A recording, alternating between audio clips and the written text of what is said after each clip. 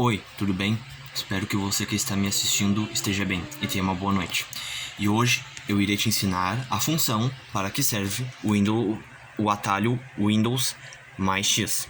Primeiramente, a tecla do Windows, depois a tecla da letra X. E o que ela faz? Ela basicamente, Windows mais X. Ela basicamente dá um atalho na área de trabalho para várias opções do menu iniciar e principalmente das configurações e do painel de controle.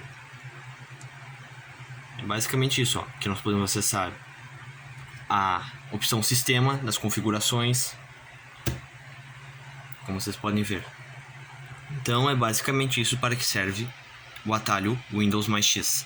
Ele abre o menu de acesso rápido ou menu de links rápidos, como vocês queiram chamar.